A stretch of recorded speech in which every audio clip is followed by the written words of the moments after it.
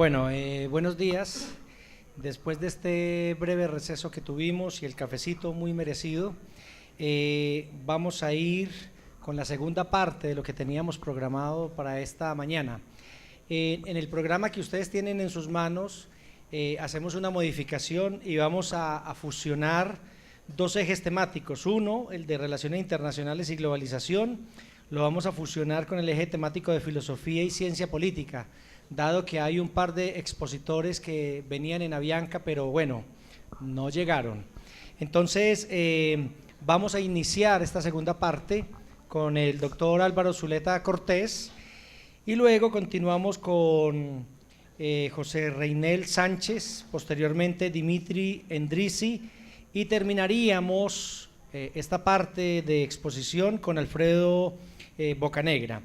El doctor Álvaro Zuleta es doctor en Filosofía de la Universidad Complutense de Madrid y actualmente trabaja aquí y allá, como dice él, pero está en la Pontificia Universidad Javeriana de Bogotá. El doctor José Reinel Sánchez viene de la Universidad del Quindío y trabaja en el programa de Filosofía.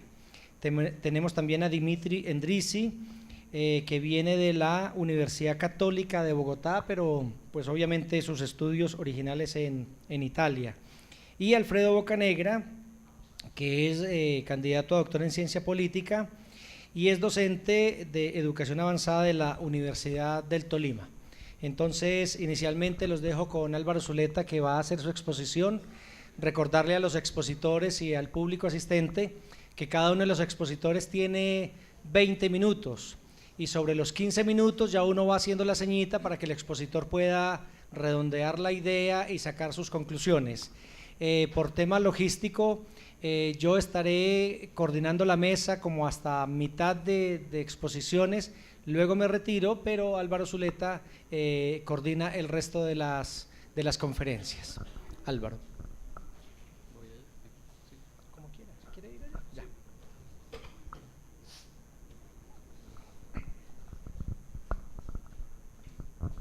Bueno, buenos días para todos y para todas. Primero agradecer a los organizadores del Congreso la posibilidad de mostrar aquí resultados de investigación. Yo pienso que en el fondo lo que estamos haciendo fundamentalmente los profesores y los académicos que estamos pasando por acá es mostrar un poco procesos de investigación abiertos, diría que afortunadamente para nosotros en diferentes lugares del mundo, que ya es una manera también de ver la globalización. O sea, como están viendo, somos coordenadas internacionales, bien de España, Barcelona, Madrid, o de Chile, o de México, o de Brasil, o sea, sitios de Colombia desde luego, pero sitios donde realmente estamos trabajando ya como unas nuevas coordenadas, redes que permitan trabajar una idea ya planetaria. Y en este sentido, pues yo sí quiero pues compartir con ustedes mi experiencia profesional y académica, tanto en Madrid como en Bogotá, y que tiene que ver con quizás un eje temático que para mí es fundamentalmente los estudios filosóficos y referidos directamente a la filosofía, la ética como una de las tradiciones occidentales más apasionantes, y voy a intentar demostrarlo porque en la medida en que nuestra diferenciación ahora como seres humanos, pero también nuestra unidad en la diversidad, como se plantea en las coordenadas académicas, la unidad en la diversidad de lo humano implicará fundamentalmente trabajar desde la ética o ver las cosas desde la ética. Con todo respeto más que del derecho, y vamos a hacer una pequeña confrontación con el ponente anterior. También lo voy a intentar explicar porque pienso yo más que de la ética que del derecho. y fundamentalmente cómo se está planteando una ciudadanía planetaria a la luz de, primero, de los estudios filosóficos, o sea, cómo se ha hecho esto en una especie de mirada muy rápida, quizás muy rápida, sobre Occidente, sobre la filosofía occidental desde que se fue, desde que se propuso en Grecia realmente, como una de las alternativas de estudio de lo humano, también para mí más apasionantes que se ha hecho en el mundo, no solo en Occidente. La filosofía, que surge en Grecia más o menos a la altura del siglo VII antes de esta era, y que fundamentalmente planteará una especie de recorrido histórico por Occidente hasta ahora, hasta por citar el nombre de moda, y quizás el hombre más polémico de los últimos años, Zygmunt Bauman, en lo que dejó escrito antes de morir este año, a comienzos de este año. Lo que implicará fundamentalmente eso. Bueno, entonces, lo primero vamos a hacer un pequeño recorrido sobre eso y luego voy a ir a una segunda parte de esta investigación que son las migraciones internacionales. Para hablar de migraciones internacionales, pues partimos de una experiencia real. He dirigido en Madrid una ONG de desarrollo para América Latina, una organización no gubernamental de desarrollo, en la cual hemos hecho a través también de un proceso de creación en Madrid en el año de 1992 y una ampliación primero al Estado español, entre comillas, a Barcelona, a Cáceres, Valencia, Bilbao, Zaragoza, crear una red de migraciones al interior del país, donde fundamentalmente pudiéramos también trabajar sobre los migrantes, primero de origen latinoamericano que han ido a España, a vivir a España. Ellos han pensado que a trabajar a España, que es diferente, no a vivir a España, ya les contaré también por qué. Y luego una ampliación de los procesos migratorios mundiales, fundamentalmente visto a la luz también de lo que iba llegando a España, así que ampliamos el espectro a Italia, a Reino Unido, fundamentalmente a Londres, y a Colombia, que era como el país de referencia, y logramos crear una especie de ONG internacional que tuviera una mirada sobre unos 4 países y a la vez estuviese mirando hacia lo que estaba ocurriendo en Europa con el tema migratorio y los problemas y las alternativas que los migrantes, sobre todo latinoamericanos, dejaban en Europa.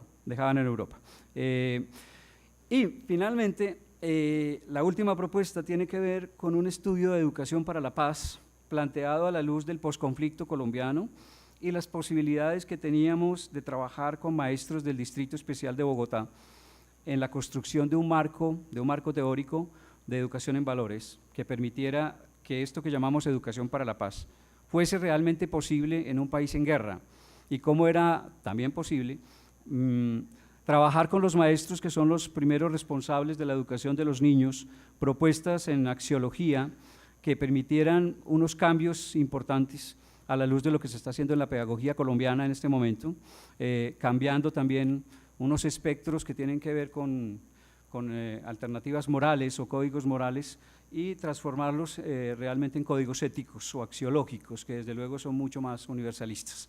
Esto es el mapa de esta investigación. Bueno, para esto nos vamos a echar 5 horas, desde luego no. Vamos entonces para el corto tiempo que tengo a plantear la cosa. Primero, hablar de una ciudadanía planetaria realmente es una idea utópica porque realmente no ha sido posible construir una ciudadanía planetaria. O sea, se empezó a hablar de un proceso de globalización en las últimas décadas que fundamentalmente tenían que ver con una especie de apertura del mundo nacional hacia lo que podría ser la construcción de una ciudadanía planetaria. Pero además de una ciudadanía planetaria, yo pienso que era la alternativa de ver también este planeta en un concepto que se volvió de moda que se llamaba aldea global. ¿Cómo era posible hablar de una aldea global? Y para esto, a mi modo de ver, tuvo mucho que ver el desarrollo de las comunicaciones. A partir de 1970, según los expertos, un francés que se llama Jean-Jacques Serval, por primera vez empezó a hablar de una era informática, La era informática, desde los 70 hasta ahora, realmente ha cambiado todas las coordenadas mundiales. Es una concepción de que realmente nos volvíamos una aldea global en las comunicaciones. Las redes informáticas variaron casi todas nuestras maneras de ser y de comportarnos. Nos abrimos realmente a un mundo global porque la informática ha permitido cruzar este planeta a través de autopistas virtuales. A la luz de eso, también los medios de comunicación han entrado a ser parte fundamental de los seres humanos contemporáneos. El concepto de ciudadanía se puede explorar desde los griegos, incluso. Grecia y Roma son quizás los primeros espectros civilizados donde realmente se puede plantear como una especie de ciudadanía global. Montaigne, un ensayista francés, cuando citó a Sócrates, que como saben ustedes nunca escribió, dijo que Sócrates había dicho en algún momento que su patria no era Atenas, sino el mundo. Eso planteaba ya también una visión de que realmente los griegos estaban viendo unas coordenadas de tipo universal que se iban a volver muy importantes en los próximos siglos, y que desde ahí se empezaron a explorar elementos que apuntaban hacia eso, o sea, cómo considerarnos a nosotros seres humanos del mundo entero y no solo de un territorio, de una provincia. Incluso casi que superando el concepto mismo de lo que sería la ciudadanía, era la idea de plantear que fundamentalmente pertenecemos a la especie humana, como decía nuestro colega antes, pertenecemos a la especie humana y esta concepción de que pertenecemos a la especie humana, viene el primer problema. No es tan fácil de asumir, porque precisamente hemos estado hasta ahora terriblemente territorializados, divididos en naciones, que fundamentalmente apuntan a colectivos que han permanecido ahí sí, como dice el derecho al interior de territorios de países, pero que en forma, a partir del siglo XIX, se estructuró una manera distinta de modelo jurídico, que es el Estado, y que el Estado ha terminado siendo como una especie de baluarte a través del cual los seres humanos se sintieron casi atrapados al interior de los estados, y al estar atrapados al interior de los estados, las naciones atrapadas en los territorios y a la vez atrapadas por un ente jurídico tan poderoso como el Estado, no ha permitido un avance en el desarrollo histórico de la humanidad, y no ha permitido porque precisamente esta idea de una ciudadanía global ha chocado permanentemente contra estas concepciones, incluso contra la concepción misma del Estado, y aún no logramos zafarnos del Estado. Aún a pesar de que intentamos construir supraestados, por ejemplo la Unión Europea ha sido un gran ejemplo de eso, de construir un supraestado, sigue siendo en el fondo un Estado. Ahí sí que seguimos a Marx, o sea, seguimos atrapados dentro de estructuras fundamentalmente jurídicas, y no somos aún capaces de vernos en una especie de pluralidad nacional. Digo que en Europa ocurre muy interesante porque cuando se constituyó la Unión Europea, no sé si ustedes lo saben, la propuesta era casi que hubiese libre movimiento, no solo de personas, sino que Europa, que había sido como la gran panacea occidental, realmente fuese una especie de circulación permanente de personas que perdiesen sus espacios nacionales y fuesen parte realmente de lo que Europa ha querido, un ciudadano europeo. Pues les cuento una cosa interesantísima, resulta que ese ciudadano europeo no existe, no existe. Después de todos estos años de construcción de la Unión Europea, no existe porque la mayoría de los europeos siguen viéndose como nacionales. Por eso son o españoles o franceses o belgas o italianos o alemanes, pero no europeos. La concepción de lo que era Europa como tal aún sigue siendo como un problema que tiene que resolver Bruselas, pero resulta que Bruselas no lo ha podido solucionar. Entonces viene uno de los interrogantes que fundamentalmente nos planteamos como investigadores. ¿Será que falta un cambio de mentalidad que permita que los seres humanos, más que un tema jurídico o incluso más que un tema cultural, hagan un cambio de marcha a nivel mental y se empiecen a concebir como una especie de seres humanos realmente nuevos, que implicaría lo planetario.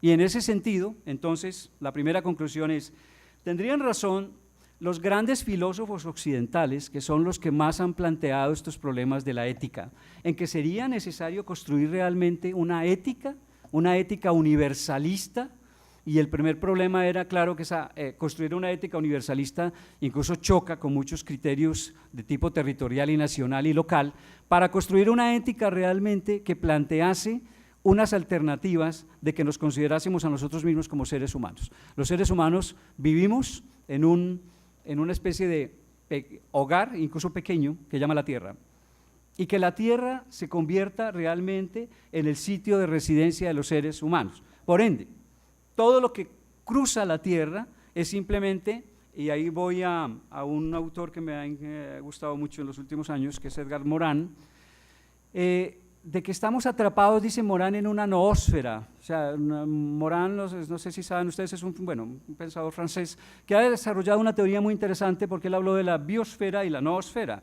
Y la noósfera es muy interesante de verla a la luz, dice él, de una serie de ideas, de imaginarios mentales, de patrones y parámetros que van desde los mitos, las creencias, toda la construcción ideológica que tenemos dentro de nosotros mismos y que según Morin no nos deja avanzar. Entonces, la primera conclusión es que el cambio real hacia la construcción de una ciudadanía planetaria y hacia la construcción de una aldea global debería darse a través del cambio de valores.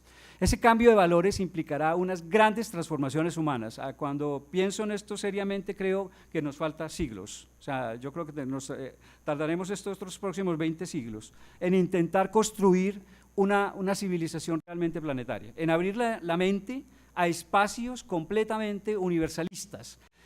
Eso implicará también una especie de reingeniería humana, que no sé si saben también que ya se está trabajando mucho. Una reingeniería humana que implicaría empezar a vernos a nosotros mismos en esa perspectiva universalista. Un cambio de mentalidad, una construcción de valores éticos.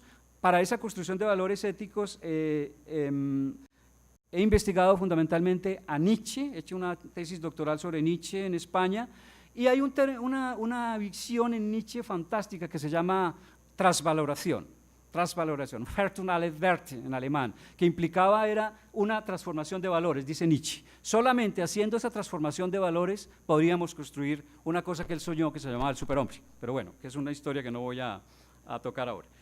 Esta historia, finalmente va desde Platón, Aristóteles hasta Bauman. Quiere decir que si ustedes hacen un recorrido por los grandes filósofos occidentales, encontrarán casi siempre las mismas ideas. Es increíble. Desde los ilustrados alemanes, los latinos, los romanos, desde Nietzsche hasta toda la filosofía contemporánea, toda la escuela francesa, Michel Foucault, todo lo que hicieron los franceses y finalmente, como dije antes, Zygmunt Bauman.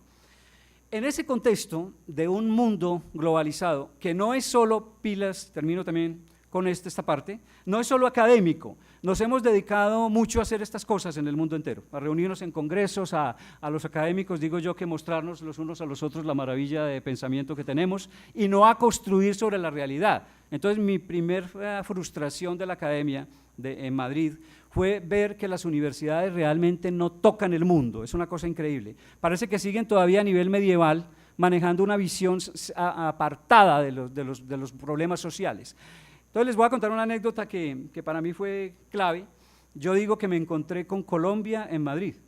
Yo no conocía este país hasta que estuve allá haciendo un doctorado y de pronto me empecé a encontrar los colombianos en la calle, como le pasó a Luis Horacio en Chile también, y empecé a ver este país, y yo, hostias, ¿cómo es este país de interesante, no? Porque yo no lo veía, porque yo estaba atrapado en la academia desde la Universidad Javeriana de Bogotá, que ya era profesor antes de irme, entonces uno no ve el país, porque, bueno, menos la Javeriana, porque al final es como una visión de que las coordenadas intelectuales no tocan la realidad social del mundo, de los países. Y en el caso de Colombia, mi pregunta era, ¿cómo era posible que la Universidad Colombiana y la Academia Colombiana hubiese vivido este espectáculo de más de 50 años de guerra, de guerra como ha ocurrido en este país con más de 8 millones de víctimas y nadie hizo nada. Eso me cambió mi visión de lo que era este país. Entonces empecé a trabajar con los colombianos que llegaban a Madrid y llegaba de todo. Eso sí también lo puedo, bueno, no tengo tiempo, pero se los podía contar detalle a detalle. Desde los asilados, los refugiados, las prostitutas, los narcotraficantes, la gente que se iba a buscar la vida, la gente que dejaba aquí su profesión, que era abogado incluso, muchos, y que se iba a Madrid y aún se va, o a España, a trabajar en servicio doméstico, ¿sí? A hacer construcción, cuando uno se encontraba a los médicos colombianos construyendo casas en España, bueno, y el primer llamado de atención. Y luego, eso cambia totalmente la visión de lo que son las migraciones. Entonces, realmente, ¿qué implicaban las migraciones? Para sintetizar cosas.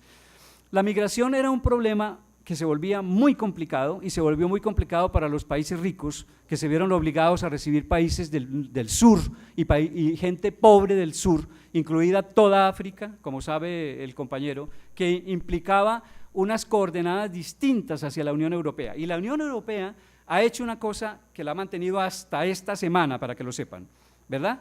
Que es cerrar los cupos para que la gente no entre a Europa, porque Europa cada vez se ha ido fortificando más y porque los ricos cuando tienen riqueza para guardar, prefieren que los pobres no toquen tanto su puerta. Y eso se puede ver en España desde las mallas que hay en Melilla, que es una ciudad colonial que está en el norte de África, que es más o menos lo mismo que quiere construir Donald Trump, el muro entre México y los Estados Unidos, para que los pobres se mueran de pobres y los ricos vivan su riqueza, más o menos es la concepción. Ese planteamiento implicó que los inmigrantes fueran vistos fundamentalmente como de ciudadanos de segunda y trabajadores de tercera, es la sensación que tuvimos en España. Al ser ciudadanos de segunda y trabajadores de tercera, primero los inmigrantes nunca tuvieron acceso a los grandes nichos de producción económica. Por ejemplo, trabajar profesionalmente en España para un profesional de América Latina era casi imposible. Era imposible entrar a las academias españolas, etc. Pero además los derechos hacia ser un ciudadano de segunda se marcan en la medida en que se le hace ver al extranjero que es extranjero, se le hace ver al inmigrante que es inmigrante, y usted fundamentalmente, como lo he vivido en España, no habla como nosotros. Primer problema, yo hablo un español internacional y no hablo castellano peninsular. Así que yo tuve que aprender a hablar castellano peninsular como si hablara otra lengua, que lo cuento también como anécdota, y puedo hablar perfectamente en castellano si queréis.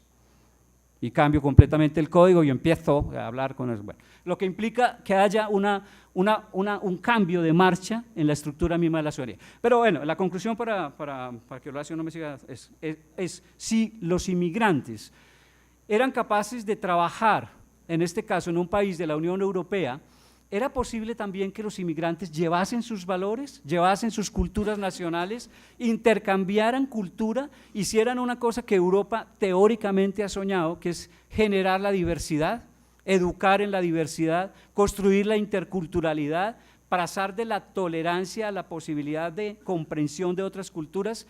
Y ha sido muy difícil porque Europa sigue siendo, como lo saben ustedes, eurocentrista, y muchos de los europeos, con todo respeto a Dimitri que está aquí conmigo, piensan que sus culturas son superiores a las nuestras, que las culturas latinoamericanas son una especie, en el caso español, de primos pobres que se fueron al otro lado del Atlántico y que no regresaron. Y estos países además terminaron siendo fundamentalmente eso, unos híbridos curiosos entre las coordenadas europeas y otras coordenadas que muchas veces despreciamos, fundamentalmente en el caso de América Latina, los indígenas y los negros.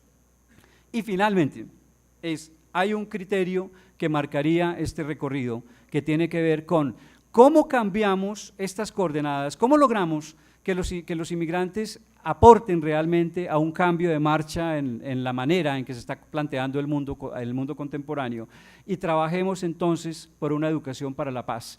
Y la educación para la paz, y es mi siguiente conclusión, necesariamente no tocaba a Colombia.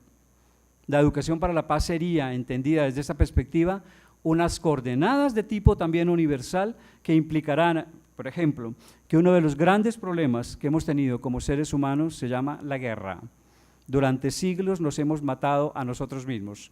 No será posible encontrar un sistema civilizado distinto, donde los seres humanos no tengamos que dirimir los problemas a punta de armas, a punta de violencia. Entonces, cuando digo que supera el tema nacional colombiano, es que cuando se elabora una educación en valores para Colombia, las coordenadas que nos han mostrado a nosotros, la manera en que los inmigrantes están trabajando en otros sitios del mundo, es que es posible realmente una construcción de la paz, que es una de las grandes alternativas que hemos tenido como civilización humana, a la luz de cambiar también. No solamente esos valores, sino de cambiar la forma en que educamos a los niños. Seguimos educando a los niños, finalmente, bajo criterios totalmente tradicionales. Seguimos educando a los niños con criterios decimonónicos. Lo he vivido incluso estos 2 últimos años en Colombia. No hacemos un cambio en la educación de los niños y la alarma mayor está en que seguimos educando a los niños como si fuesen colombianos solamente. Y los niños ya no son colombianos solamente como trabajamos con los maestros en Bogotá. Los niños saben más que nosotros, porque están metidos en las redes sociales de todo el mundo. Y lo último también es que ser colombiano es un problema complicado.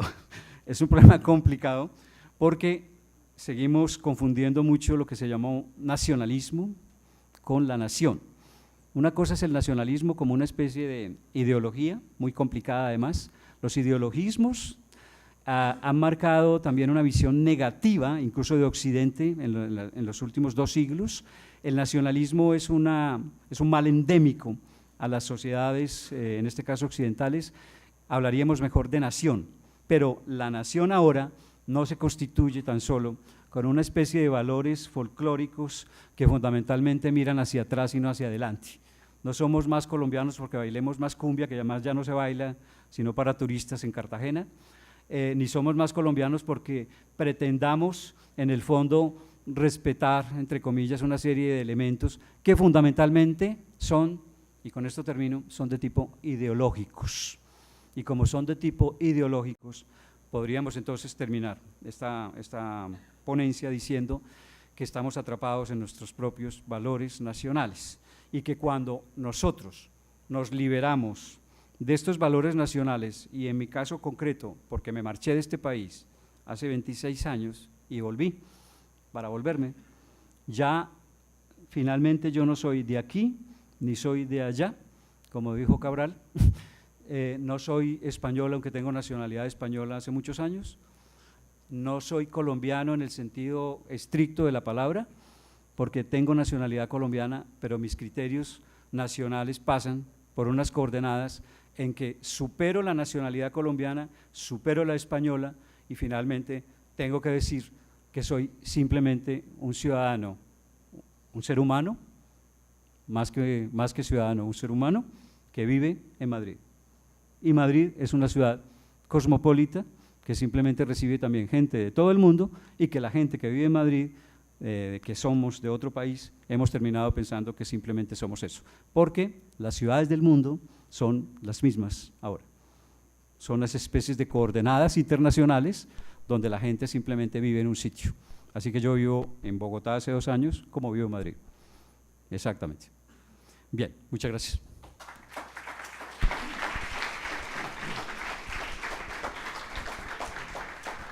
Gracias, Álvaro. Cuando usted hablaba de los ricos y de los pobres y de las migraciones, me acordé de un concepto que está tomando vuelo nuevamente en la voz de Adela Cortina, y es la aporofobia. Parece ser que no hay fobia, ni racismo, ni clasismo, ni segregación.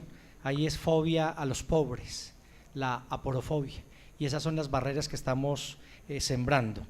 Muy bien. Les recuerdo que están los libros a la venta, tanto el de ética como el libro que hicimos del primer congreso en Santiago de Chile, 30.000 pesos cada libro, por si los quieren adquirir. Y le damos la palabra entonces al doctor José Reinel Sánchez. Él viene de la Universidad del Quindío, propiamente del programa de filosofía.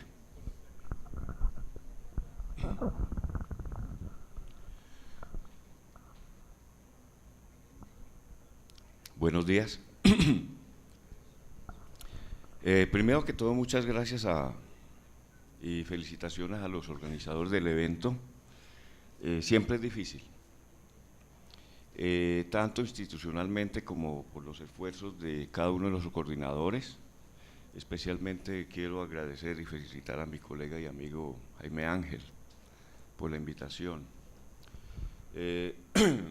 Como decía el dermatólogo, vamos al grano. Traigo un tema que puede resultar un poco complicado y quizás molesto porque mi formación realmente no es jurídica y tampoco soy demasiado optimista en lo que respecta a todos nuestros porvenires, tanto personales como a nivel inclusive de la proyección humana, en el sentido de preguntarse uno si realmente la humanidad pueda tener algún porvenir medio planeado. El tema central, hice esfuerzos por centrarme solamente en el caso de Donald Trump, Estados Unidos y América Latina. Sin embargo, todo el respaldo, digamos, de fundamentación no es político ni jurídico, va un poco más allá. Lo más centrado que pude presentar respecto de lo que traigo es el resumen. Entonces voy a leer el resumen y paso a tratar de hacer la exposición en el tiempo que tengo fijado.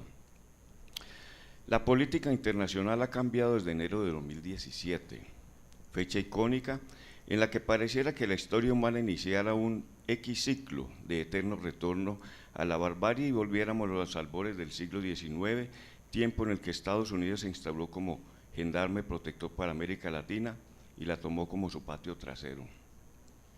Hoy, su actual presidente, Donald Trump, vuelve a aparecer con una frase similar, América primero, que tiene varios sentidos según el espacio en el que se mueva su autor, pero que finalmente lo que quiere decir es que, más allá de los límites geográficos de Estados Unidos, todo el mundo se ha vuelto su patio trasero, limitado por el momento por 2 océanos y un muro de concreto que quiere terminar de construir al sur.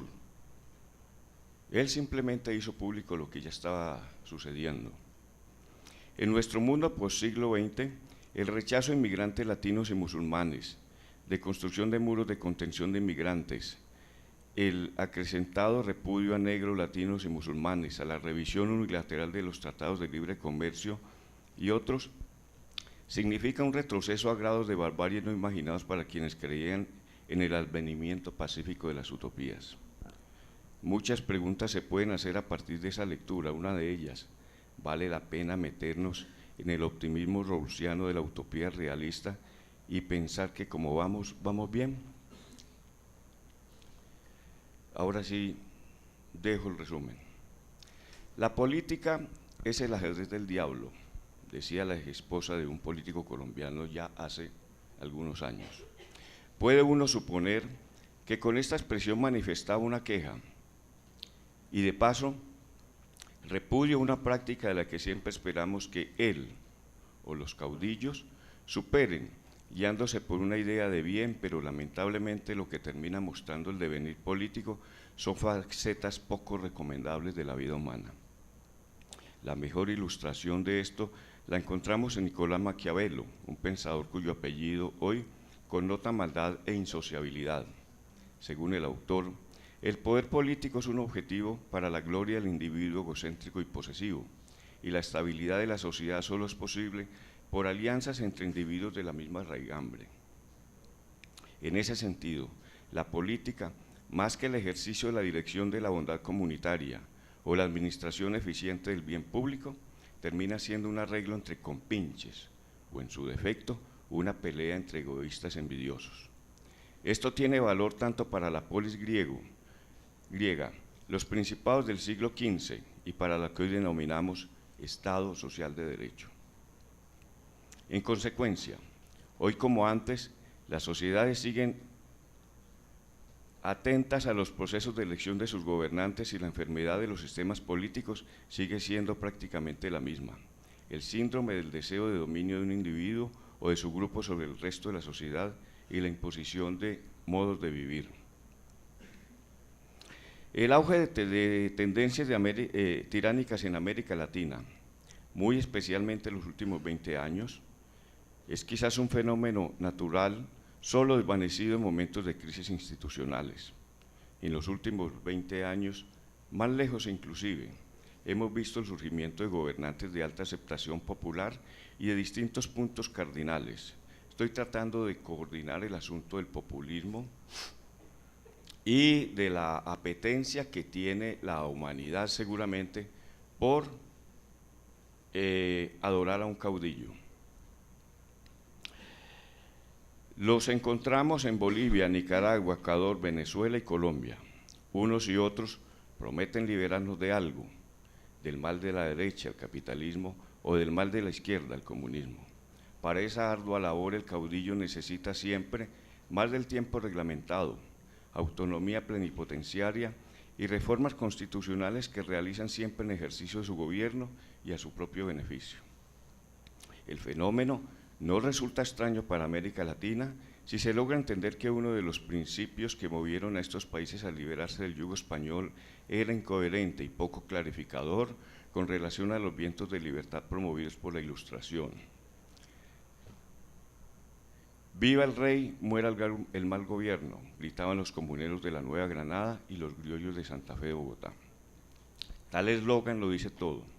El régimen de servidumbre y vasallaje no era el problema eran los mandos medios o superiores. No ocurrió lo mismo con Estados Unidos. Estados Unidos de alguna manera ha sido un buen referente, gústenos o no, inclusive en la parte académica y en parte política, es un buen referente para la idea de derechos humanos, pero ese es un tema que se puede discutir en otra parte. No ocurrió lo mismo con Estados Unidos, país que se edifica desde la idea de autogobierno liberal y federal, que sirvió de ejemplo a la emancipación política a otras naciones del hemisferio desde la idea de soberanía y que supuestamente fue solidario en la construcción de la libertad de otros estados, modeló derechos fundamentales, tal como se puede resaltar en las enmiendas, especialmente en la enmienda primera. Al punto que Hannah Arendt, en el libro sobre la revolución, si es válido tomarla como paradigma de espíritu crítico y quizás democrático, rinde culto a los padres fundadores de Estados Unidos y asegura que el contrato social entre liberales e iguales no solo es una idea rectora, sino que es una realidad espontánea y de facto que sucedió justamente allá en Estados Unidos. El problema en que nos encontramos las últimas 2 décadas de la historia hemisférica es el siguiente: los países de América Latina siguen preferencialmente el culto al caudillo, propio de los estados premodernos, y en Estados Unidos surge el fenómeno de Donald Trump, un magnate de la moda y explotador de la belleza femenina, protagonista de realities de TV. Los temas de su propaganda política, en términos generales, han sido la imagen del empresario que toma decisiones eficientes y su americanismo. Su proyecto se construye desde el menosprecio a las mujeres, negros, mexicanos y musulmanes, lo cual ha desencadenado un clima fuerte de agresión a dichos grupos y de fracturas en el régimen civil estadounidense. La pregunta obligada es, ¿cómo fue posible que se diera en Estados Unidos el renacimiento? Estoy poniendo como referente los 8 años del gobierno de Barack Obama. ¿Cómo fue posible que se diera en Estados Unidos el renacimiento del recrudecimiento de la agresión a dichos grupos, que culmina siendo una confirmación a la tesis de un posible progreso en términos de humanidad? Culmina siendo una confrontación a la tesis de un posible progreso de nuestros sentimientos políticos y morales. Lo que nos presenta el panorama hemisférico en política es que teorías como las de McKinsey y Fox resultan el nacionalismo como un yo que campea en la política y la opción de permanencia política y cultural se encuentra en el mantenimiento perenne del estado de naturaleza jovesiano, en el que la opinión propia del individuo, hecho narciso, empoderado, se hace ortodoxa, y la agresión a los otros y el deseo de gloria constituyen sentimientos positivos en la conformación de ese individuo. El segundo recurso a señalar es la demagogia y la mentira como recurso en la conformación de los estados populistas y coadyuvadora de la tiranía en cualquiera de sus modalidades.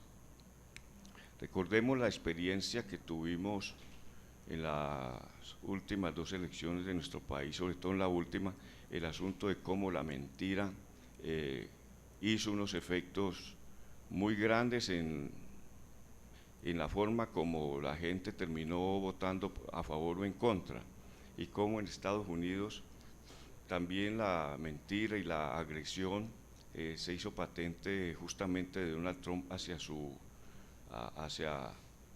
la candidata.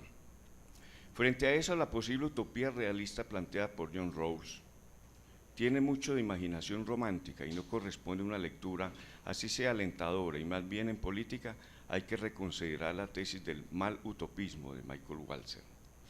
Si bien recurrir a la filosofía antigua puede traernos un problema epistemológico que altera nuestro objeto de trabajo para el caso que planteo, yo creo que en muy pocas cosas debemos referirnos a la filosofía política, especialmente la filosofía política antigua, porque su noción de polis resulta casi que absolutamente insuficiente para todos nuestros fines políticos y morales contemporáneos. Señalaba Platón hace más de 2400 años un problema político que parece no tener solución: las enfermedades de la política, o en su lenguaje, las enfermedades del Estado.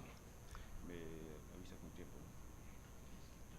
Bueno, en el libro octavo de la República, Platón refiere la timocracia, la oligarquía, la democracia y la tiranía. Este diagnóstico lo refería únicamente a Grecia y sacaba de tajo cualquier otra forma de gobierno de otro país o civilización.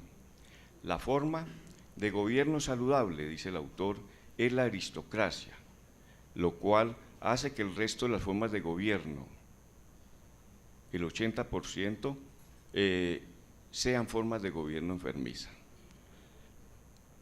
Según eso, con cierta discreción puede concluirse que el problema real es la conducta humana, no propiamente las civilizaciones o lo que a veces se tiende a denominar como cultura. Es posible que personas formadas en determinados modelos de vida sean más proclives a practicarlos. Sin embargo, esto tiende más a confirmar la tesis como las de Maquiavelo, Hobbes o inclusive, voy hacia atrás, Trasímaco y Calicles, para quienes los seres humanos mueven la cosa política según la dimensión de su interés privado. Tal situación se debe, dice Platón, a que ontológicamente el ser humano en cuanto ser generado es corruptible. Según el autor, uno de los vicios para alcanzar su objetivo corresponde a la demagogia, discurso adulador y por tanto construidos de la mentira, en cuanto que su función no es hablar con veracidad, sino ganar adeptos a cualquier costo. La falsedad de la información resulta ser su recurso privilegiado y esta resulta eficiente en la consolidación de los gobiernos populistas, cuyo objetivo es reemplazar el Estado social de derecho, el orden constitucional, por el Estado de opinión, esa idea privilegiada y construida de esa manera es de nuestro expresidente Álvaro Uribe, en el cual prima el componente emocional hacia el caudillo y el repudio hacia lo que al caudillo le molesta. Aristóteles, al igual que Platón en la política, se suma a esa negativa. Me salto la cita. Aristóteles hace un buen remate a tal percepción de la siguiente manera. Listo. Los tiranos y los demagogos son los responsables de que los decretos tengan la autoridad suprema y no las leyes, presentando ante el Estado todos los asuntos que les sobrevienen. Su grandeza por el hecho de que el pueblo es soberano en todas las cosas y ellos controlan la opinión del pueblo porque el pueblo les obedece. Dice 20 siglos después John Stuart Mill que a ese respecto algo muy similar: el pueblo que manda no es el mismo pueblo el que obedece. Creo que por lo pronto seguimos en las mismas. A propósito de los posibles cuestionamientos a nuestras ideas permanentes, a nuestras aspiraciones, también conviene seguir preguntando qué es lo que realmente llamamos democracia y qué es lo que realmente queremos de ella y qué es lo que realmente podemos alcanzar. Ahora, si bien los regímenes del hemisferio se presentan como democráticos, los defectos del sistema resultan más notables, uno de ellos el populismo, el otro la demagogia, ambos concomitantes con la mentira. Aunque la retórica de Donald Trump es pobre, él supo canalizar algunos aspectos de la política liberal tradicional de Estados Unidos, planteados algunas veces de manera incendiaria, y darle aliento a la necesidad de políticas conservadoras, autoproteccionistas, no cooperativas, a través del desconocimiento de tratados ya firmados y la negación de problemas globales como el calentamiento global, y al lado de ello la reducción de los horizontes liberales tradicionales en el ámbito de la solidaridad internacional, en este caso, la reducción de los derechos de los inmigrantes, el cierre de fronteras y el recrudecimiento de la segregación racial, que repito, incluye negros, latinos y musulmanes. El problema no estriba solamente en que esos temas sean falsos problemas. Dichos temas son problemas reales. Lo cuestionable en una política racional, pragmática, moderna por moderna, resulta que la forma emocional de llevarlos a la plaza pública ha servido para exacerbar el espíritu nacional de una manera negativa bajo el principio político América Primera. Dijo el presidente, leo lo que dijo el presidente: estamos reunidos hoy para emitir un nuevo decreto que será escuchado en cada ciudad, en cada capital extranjera, en cada centro de poder. De hoy en adelante, una nueva idea gobernará nuestra tierra, como en este momento en adelante va a ser América Primero. Cierro ahí la cita. Parte del problema concomitante con la demagogia tiene varios aspectos que culminan con formas fuertes de intolerancia que ameritan al menos una mención. De una parte, el orador dispone de la mentira como recurso para alcanzar esa exacerbación. El uso del lenguaje emotivo, forma privilegiada de la aparición del fanatismo, exacerba las pasiones humanas y lleva formas directas de intolerancia. Ya voy a cerrar porque creo que se acabó el tiempo.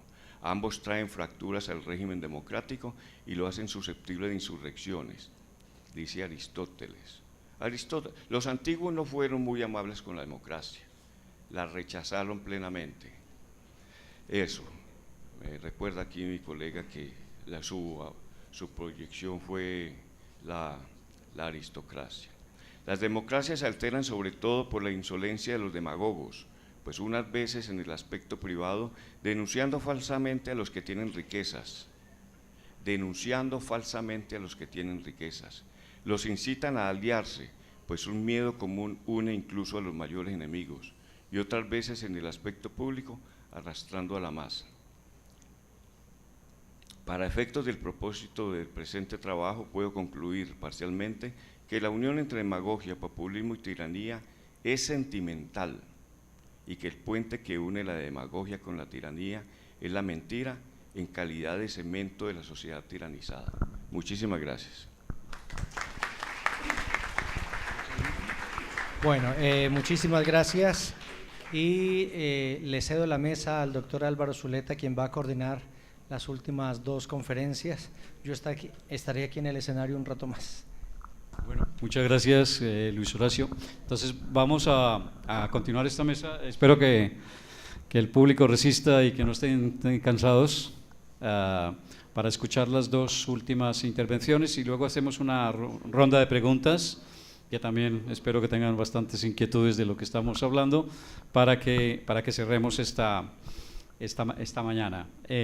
Bueno, entonces a continuación Dimitri Endrici va a hablar sobre el estudio de la identidad colectiva en los tiempos de la globalización, un problema teórico y metodológico.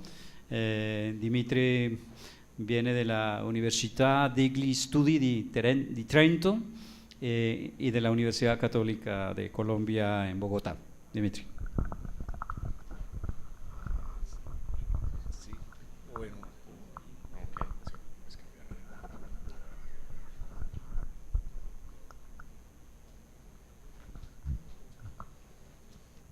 Más fácil.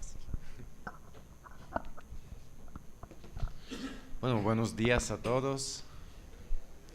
Y y a todas. Perdón, es que vengo de un país machista donde todavía el idioma no se ha modificado. El, eh, Cuando una persona, un académico, se viene como a un congreso y pues el congreso va avanzando, pues se pregunta siempre qué puedo aportar yo. O sea, a medida que las conferencias van avanzando, pues uno piensa ya se ha dicho todo.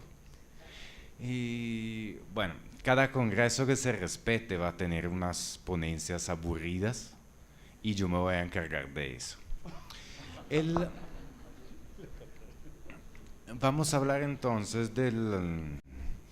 Miren, acabo de mudarme, no ha salido todavía el reloj, estoy mirando el celular por eso, no porque estoy whatsappeando con alguien, ¿vale? Vamos a hablar de identidad colectiva. Esto es un problema que surgió pues a raíz de una problemática que fue detectada en una investigación empírica, real, que a continuación van a conocer. Y es un problema que tocó solucionar porque muchas veces perdemos mucho tiempo cuando hacemos nuestras investigaciones y qué teoría voy a utilizar y qué será y que el autor y no sé quién, pero hay una parte muy importante que se refiere al cómo hacerlo. Y ese cómo hacerlo es sustancialmente la metodología. Esto también importa y es algo que realmente puede limitar y trabar una investigación. Entonces, la inquietud fue cómo averiguo a nivel empírico una identidad colectiva de un grupo. La identidad es un concepto que ha tomado importancia y que está tomando aún más importancia en tiempos de globalización. Y yo me puedo referir a las palabras del doctor Zuleta sobre los emigrantes. Los emigrantes tienen una identidad propia. O sea, los grandes cambios que se han dado hoy en día en el mundo hacen que ese concepto de identidad tome importancia por el hecho de que es un concepto que es cambiante. O sea, nosotros no vamos a utilizar nunca, o sea, un concepto estático de identidad como se había hecho en pasado. De hecho, la identidad es un concepto muy antiguo. Desde Aristóteles se habla de identidad, pasando por muchos autores, pasando por Freud, estos nombres importantes que han considerado la identidad como algo estático, o sea, como algo hecho, como algo coherente, como algo que allá estaba y solamente tocaba descubrirlo. Las ciencias sociales han revertido este punto de vista, diciéndonos algo muy sencillo: la identidad no existe. O sea, la identidad es algo que se construye socialmente, es decir, es algo que se construye a raíz de nuestras interrelaciones con los demás. Y hay un concepto dentro de los varios conceptos que se están utilizando a nivel de identidad que se refiere a la identidad colectiva. La identidad colectiva es la identidad de un grupo social, es decir, es la identidad que nos llega a nosotros por pertenecer a un grupo social en general. O sea, puede ser cualquier clase de grupo, puede ser un movimiento donde hay una actividad específica que genera esta identidad, pero eso sencillamente es el hecho de pertenecer a una realidad colectiva. O sea, nosotros como seres humanos no vivimos de forma aislada, o sea, siempre hacemos parte de algún grupo. Y la globalización ha cambiado realmente el escenario. Hoy en día se habla de pluripertenencias. ¿Qué significa eso? Es una característica de las sociedades modernas y globalizadas. Nosotros no pertenecemos solamente a un grupo social, o sea, y pertenecemos a muchos. Y el hecho de, no sé, las redes sociales han como acelerado este proceso de pluripertenencias. ¿Qué significa? Pues yo puedo hacer parte de un colectivo que se organizó en Corea del Sur, que tiene componentes de Sudáfrica y que está llevando a cabo ahora sus actividades en América Latina. Es decir, ¿dónde está el problema central? Que es el problema después a resolver a través, bueno, por lo menos lo intentamos, a través de esta ponencia. O sea, antiguamente, o sea, el concepto de identidad colectiva solía asemejarse al concepto de identidad individual, es decir, o sea, había como una transferencia casi unívoca, o sea, de los elementos culturales del grupo social hacia el individuo, porque normalmente pertenecíamos a un grupo social importante y nos identificábamos en ese grupo. No sé, hablamos del pasado y un afiliado al Partido Comunista Italiano era comunista y punto. O sea, no había casi espacio para otras transferencias de elementos culturales desde estos otros grupos. La globalización ha cambiado radicalmente este escenario. Las pluripertenencias generan, o sea, como una transferencia de diferentes elementos culturales de cada grupo de pertenencia en la identidad individual. Y vamos a ver cómo esto va a ser como un elemento muy importante y muy problemático cuando pretendemos estudiar la identidad colectiva de un grupo. Primero, si nosotros hablamos de identidad colectiva, estamos asumiendo que existen entidades colectivas en la sociedad. Esto nos direcciona sustancialmente a un debate inacabado en las ciencias sociales, pero no solamente en las ciencias sociales, entre individualismo y holismo, un individualismo metodológico más bien. ¿Qué nos dicen estas dos doctrinas? El individualismo sustancialmente, o sea que cada entidad colectiva se puede descomponer y no es nada más que la suma de sus partes. Un grupo social entonces sería constituido por las personas que lo componen y las acciones que cumplen. Es una visión como que tuvo bastante resonancia en ciencias sociales. Hay autores muy importantes que se han casado con ese punto de vista. Les cito a dos. Friedrich von Hayek, uno de los economistas más importantes en la historia de la disciplina de la escuela austríaca. Hayek nos dice que nosotros no podemos relacionarnos con entidades colectivas porque no existen. O sea, son solamente una representación mental, algo abstracto, algo teórico. Y otro gran nombre que se movió dentro de este enfoque epistemológico, ontológico, metodológico, es Karl Popper, uno de los más grandes filósofos de la ciencia.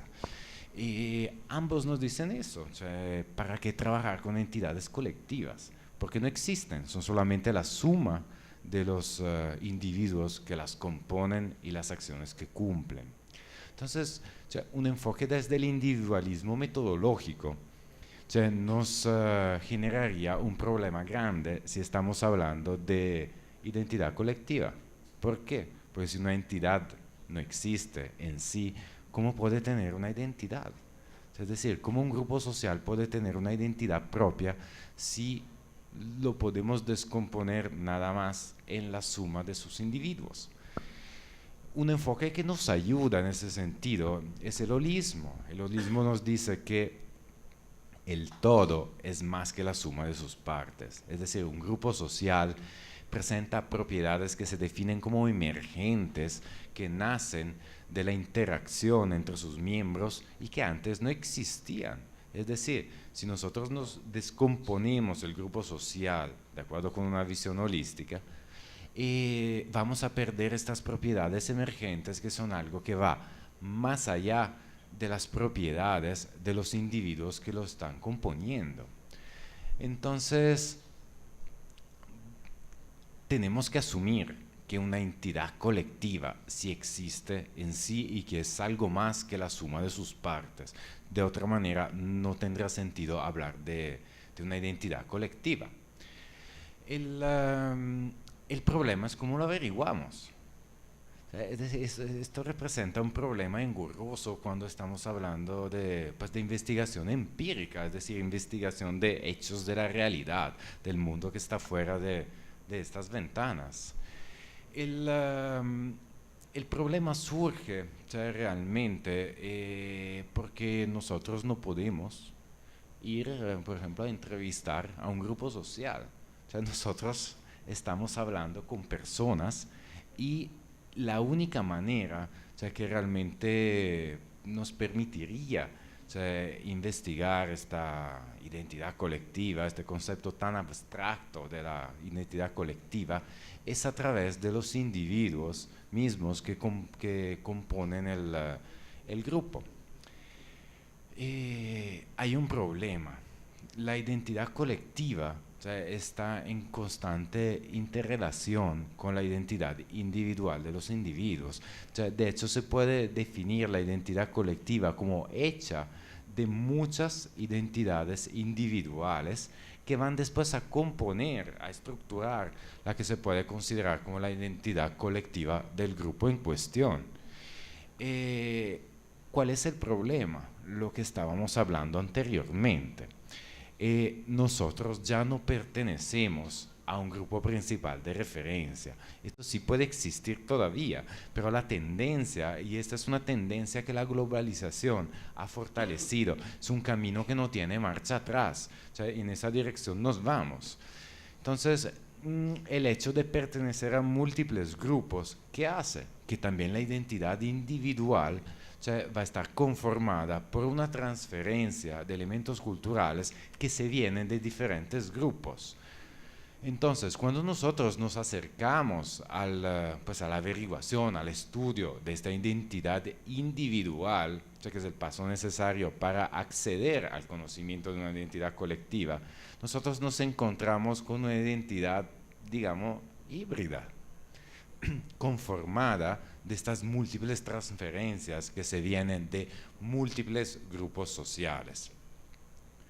¿Cómo lo hacemos?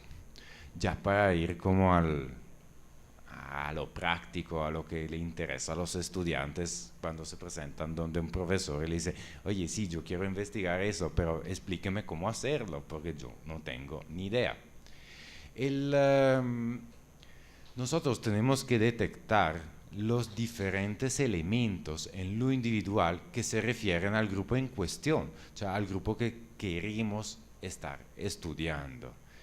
Y esto se hace sustancialmente a través de una manera que yo definiría casi artística, a través de la investigación cualitativa y en lo específico de entrevistas, que tienen que lograr detectar los elementos que se vienen de lo colectivo, del grupo en cuestión, del grupo objeto de estudio, y que han contribuido a través de un proceso de interiorización a construir la identidad individual de cada persona.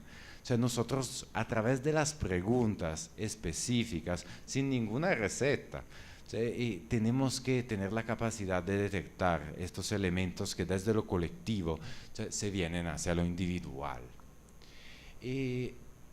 ¿Hemos resuelto nuestro problema? No, no lo hemos resuelto. ¿Y por qué? Porque después de este proceso que, si me permiten los filósofos presentes en aula, voy a definir casi de deconstrucción de la identidad individual, pues tenemos que reconstruir esta identidad colectiva. Nosotros hemos logrado observar los efectos de la identidad colectiva en la individual, pero esta identidad colectiva todavía no sabemos qué es, todavía no la hemos construida.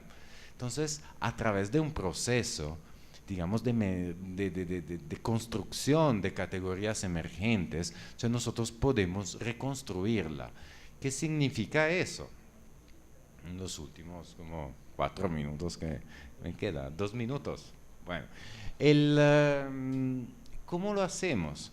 Nosotros vamos individuando sea, los elementos recurrentes en las diferentes identidades individuales de los sujetos objeto de estudio. O sea, hay unos elementos que se siguen como presentando.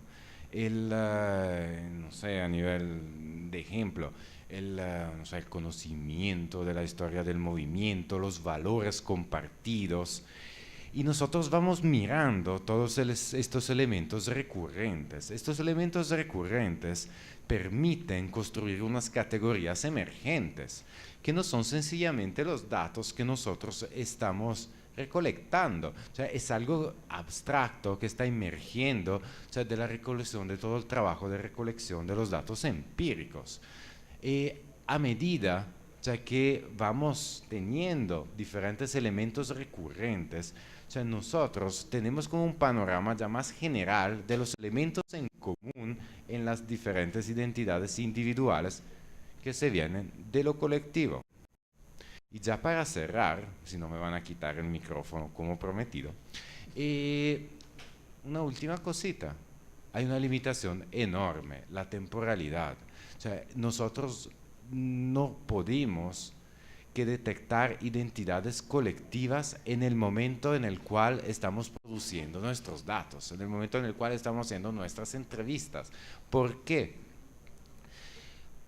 Porque somos seres humanos y la memoria nos falla. Para averiguar la identidad colectiva de un grupo hace 10 años, nos tocaría averiguar a través de los sujetos, o sea, qué tantos elementos habían interiorizado del grupo social en un periodo pues que ya no es actual, sino de hace 10 años, con toda una serie de problemas, de falencias a nivel de memoria que nosotros manifestamos. Nosotros no somos archivos de datos, somos seres humanos con todas las falencias que Dios o la madre naturaleza, eso sí, yo no sé, nos ha homenajeado. Y entonces, o sea, por esta razón, la única posibilidad que tenemos, o sea, hablando de identidad colectiva, es averiguar, o sea, el estado en la actualidad, en el momento en el cual estamos produciendo los datos que nos servirán después para reconstruirla. Muchas gracias y... Bien. Bueno, muchas gracias, grazie mille, Dimitri, y vamos a tener la última ponencia para cerrar este ciclo y vamos a hacer las preguntas. Les pido la última parte de paciencia, profesor. El profesor es Alfredo Bocanegra Barón. Él es candidato a doctor en Ciencias Políticas de la Universidad Externado de Colombia y es docente en Educación Avanzada de la Universidad del Tolima. Va a hacer una ponencia que se va a echar exactamente 20 minutos sobre la identidad colectiva, un aporte a la política comprensiva desde el movimiento LGTBI en Colombia. Muy buenos días, gracias por la espera. Sé que este es el momento más difícil, pero aspiramos a hacerlo también muy interesante. Agradezco al doctor Ángel la invitación para participar en esta segunda versión de este Congreso Internacional. Mi maestro, el doctor Bernardo Vela, hizo una apreciación un día en una clase de doctorado que realmente me conmovió. Él manifestó que la ideología se había creado, se había inventado para justificar. Y de hecho, pues la ideología del nazismo justificará los crímenes del nazismo y también el Gulag justificará en las teorías que Stalin pregonaba la ejecución de más de 70 millones de seres humanos. Pero que la ciencia política se había hecho para explicar los fenómenos, para comprenderlos, no para justificarlos. De ahí partió la inquietud de poder formular una tesis doctoral que estuviera un poco apartada de las tendencias tradicionales, normales. Y nuestro foco inicial fue el tratamiento que en Colombia se ha dado al tema de las minorías. Pero había muchas minorías, étnicas, había minorías religiosas, había minorías políticas, y dentro de toda esa ubicación de minorías, muchas suficientemente estudiadas, el indigenismo, etc. Vino después una aportación significativa. ¿Por qué no busca en los movimientos sociales, como hablaba ya el doctor Aristides, por qué no busca en los movimientos sociales cuál ha sido el movimiento social que ha tenido la capacidad de permanencia, la continuidad, la movilización constante para lograr que tanto los constituyentes del 91 como los legisladores y como los jueces constitucionales movilicen no el reconocimiento, sino el no desconocimiento de los derechos de las personas que tienen una forma de pensar, de actuar, de comportarse y una sexualidad distinta. Y en ese enfoque empezamos a resaltar que los movimientos sociales cobran en los últimos años un papel importante en la investigación para las ciencias políticas, igualmente en la sociología. Buscan procesos sociales, desarrollarlos, identificar ideales que los vayan llevando a unas acciones colectivas y para convertirse en unos actores políticos, no de permanencia, sino de cambio. La construcción de identidad colectiva por Melucci nos habla igualmente de la matriz de la injusticia, y precisamente en esa matriz de la injusticia es donde se han movido las minorías en Colombia, los afrocolombianos, los indígenas que hasta hace pocos años eran considerados salvajes, igualmente las minorías religiosas donde únicamente había una religión de Estado y las minorías políticas que solo cabían en un binomio bipartidista. Allí empezamos nosotros a entender que estas acciones colectivas, por ser diferentes, eran conflictivas, que estos movimientos sociales eran la posibilidad o tenían la posibilidad de generar sistemas de acción. Estaban orientados intencionalmente a desarrollar un campo de oportunidades para poder sobrepasar restricciones.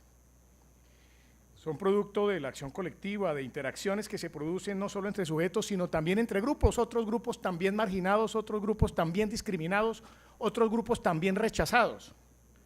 Y allí entonces empezamos a ver, dentro de este concepto de globalización que encuadra dentro de este título de este Congreso Internacional, Política y Globalización, empezamos a ver que no era un tema aislado, que igualmente tenía una marcada influencia internacional y unos significativos avances a nivel mundial. Esos movimientos actuales correspondían a movimientos globales y se hablaba allí de muchos hechos históricos, como Stonewall, que igualmente en la ciudad de Nueva York generaron violencia cuando la policía tuvo unas expresiones de reacción contra los homosexuales, y fue allí donde el movimiento por la diversidad sexual empezó a buscar relacionarse con la comunidad LGTBI, generando el surgimiento de organizaciones y movimientos de activistas. En Colombia, donde ha habido personas que son ciudadanos globales y ciudadanos universales, que han pensado más allá de las estrechas fronteras locales, León Zuleta manifestaba igualmente que había pertenencia a ciertos grupos o categorías sociales y que había identidad social y que estos estaban atados a significados emocionales y de valor que tenían sujeción a dicha pertenencia. Es decir, la persona define la identidad social a través de un proceso social en el cual la persona requiere de reconocimiento de otras personas con las que tiene interrelación cotidiana. Allí conoce sus potencialidades al compararlas con las de los demás y de esta manera emergen otras identidades, como lo afirmaba mi director de tesis, el doctor Dimitri, y por eso ustedes veían que yo tomaba tantas notas de su disertación, porque es mi director de tesis. Se reafirma a través de estas otras identidades la propia identidad. Para que la persona defina su identidad social es imprescindible la presencia de un grupo, entre iguales. En el caso de los movimientos, la interrelación entre ellos determina su identidad ideológica, social y política. El fenómeno del movimiento feminista, que decidió organizarse, reclamar sus derechos frente al Estado a partir de protestas y movilizaciones, fue inspirador para el movimiento LGTBI en la búsqueda de su identidad política. Lo anterior ha generado organizaciones y acciones que han aportado a la construcción de identidad así como la realización de la primera Convención Nacional de Gays y Lesbianas, realizadas en el año 2000, en la que se estructuró el Proyecto Agenda, donde participaron organizaciones de 7 ciudades del país, de 1.100 municipios, de 32 capitales de departamento, tan solo 7 ciudades lograron tener presencia en el año 2000. De eso han pasado ya 17 años.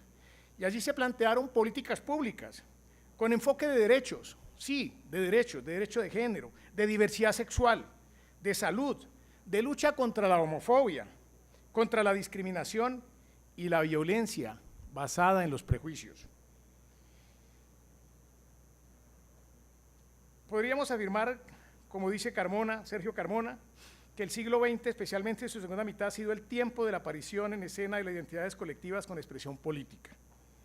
Igualmente, frente a fenómenos como los nacionalismos, las reivindicaciones étnicas, religiosas y de género, aparecen estos grupos sociales que se han movilizado políticamente en torno a la construcción de una forma de definirse a sí mismos y, por tanto, de diferenciarse de los otros, no para confrontarlos, sino para poder interrelacionarse, otorgando en ese proceso un sentido a su acción.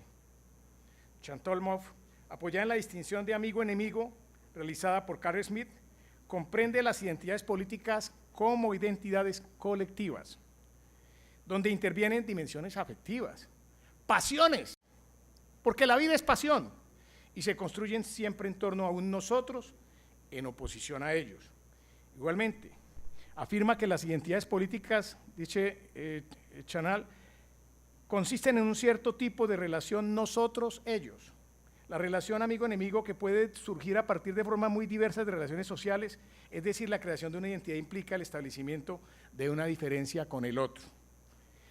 El concepto de la política comprensiva, por encima o apartada de las ideologías que someten, es el hecho de comprender al otro, no para someterlo, no para desconocerlo, no para vulnerarlo, sino para entenderlo y para integrar sus valores al resto de la sociedad que necesita de ellos. Ahora bien, esa relación nosotros-ellos, que no es confrontacional, que no debe ser antagónica, sino debe tener un componente de agonía, está teniendo allí un componente bien significativo con los movimientos políticos tradicionales de confrontación, porque se ha convertido para ellos en un antagónico, pero frente a una nueva visión de la política en un complemento necesario para el debate y para la construcción y la confrontación democrática. Los movimientos sociales son vistos principalmente como expresiones de conflictos políticos que pueden ser procesados, que no deben de ser rechazados. ¿Por medio de dónde? ¿De qué instrumentos? De la institucionalidad, del debate, de la negociación en el interior del sistema político. Melucci quiere enfatizar, en cambio, que los movimientos sociales no solo expresan conflictos políticos, sino también, y de manera fundamental, conflictos sociales. Igualmente, Ingrid Bolívar afirma que un problema político no es solo como se representan y traducen en políticas de Estado los intereses y objetivos, sino que también existen y se construye aquello que denominamos interés o identidad política. Ahora bien, Chantal afirma que la tendencia dominante en el pensamiento liberal se caracteriza por un enfoque racionalista e individualista que impide reconocer la naturaleza de las identidades colectivas. Es decir, la doctrina liberal no reconoce al movimiento LGTBI como movimiento social y político, creando de esta forma discriminación y actos de exclusión y no reconociendo el pluralismo político. La democracia no parece estar democratizada, aquí se ha reiterado en las diferentes exposiciones, ni preparada para reconocer la existencia de otras identidades colectivas, no solo de esta, no solo de las que ya están identificadas, sino de las que en una sociedad dinámica vayan a ir surgiendo de los comportamientos y del nuevo relacionamiento entre los seres humanos, que todavía no es posible analizar cuáles son las que puedan surgir como grupos sociales y como desarrollo de los individuos y suma de individualidades en el futuro próximo. Hay que generar lazos de confianza. La democracia tiene que estar democratizada y tiene que generar unos lazos de confianza con el propósito de ser absolutamente integradora. El Estado no genera espacios sociales que permitan al movimiento la construcción de identidad colectiva, que le garantice un reconocimiento político y social. El mismo Estado no respeta y sí ignora los derechos de los movimientos. El Estado no establece mecanismos de participación y organización política, no consulta en la formulación de políticas públicas que puedan afectar a la población que se ha identificado políticamente como este sector. Dentro de la metodología que empleamos en esta interpretación, este desarrollo holístico, con una dimensión o una característica cualitativa, hermenéutica. Desarrollamos cerca de 60 encuestas, con cerca de 106 preguntas, donde consultamos a personas muy visibles y muy exitosas del movimiento LGTBI en Colombia, como Claudia López, hoy entre las más opcionadas a la presidencia de la República, y su compañera, Angélica Lozano. También Colombia Diversa, bajo cuya orientación se encuentra el hijo de un expresidente de la República sin aspiraciones políticas. Pero también fuimos a las bases, a esa Colombia marginal que tiene que padecer toda serie de discriminación. Nuestro trabajo apunta a construir democracia verdaderamente pluralista en Colombia, y consideramos que este instrumento que hoy queremos compartir con ustedes sea un elemento que permita ser mayormente integradora a la sociedad colombiana, despojada de prejuicios, y que integre los valores que no residen exclusivamente en unas personas por filiación, por raza, por sexo, sino que este es un país donde todos cabemos. Si no somos capaces de eliminar los prejuicios, si no somos capaces de tender lazos de entendimiento, si no progresamos intelectualmente, no podemos progresar social o económicamente en el futuro. Muchísimas gracias. Bien, muchas gracias profesor, porque al final tenemos un poquito más de tiempo, entonces él nos ha regalado 5 minutos, así que preguntas, si quieren hacemos una ronda para más facilidad. Hacemos una ronda de preguntas y le dicen a qué ponente la quieren y nosotros respondemos, ¿vale? Hola, ¿quién quiere arrancar? A ver, compañero de Chile. Para.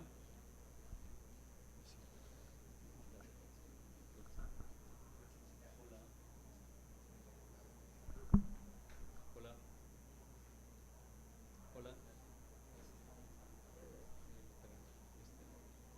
Hola, hola. Hola. Ya te lo van a hacer.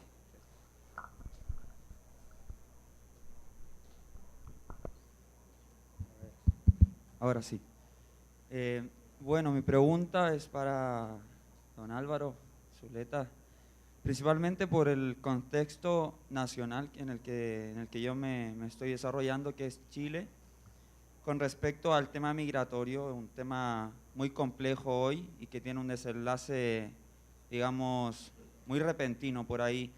La verdad es que Chile hoy es uno de los países que más recibe migrantes en Latinoamérica, está pasando por un envejecimiento demográfico también muy importante, y por lo tanto el migrante ahí aparece como una suerte de carta para la economía chilena. Y justamente se ve así, como un potenciador de la economía, pero nada más. Me parece que queda ahí. Entonces mi pregunta, don Álvaro, es básicamente cómo podríamos pensar nosotros los chilenos, o qué características o elementos considera usted que son significativos para poder construir una política migratoria en Chile, ya que no la hay. ¿Cómo podríamos, por ejemplo, resituar esa alteridad del migrante colombiano, peruano, boliviano que va a Chile, para poder de alguna forma integrar lo que usted llama los valores y de alguna forma terminar con una posible ideología fascista petulante que hay con respecto al nacionalismo en Chile? Eso. Muchas gracias. ¿Alguien más? ¿Otra pregunta? ¿Atrás? Vamos a responder al final a cada ponente las preguntas que tengan.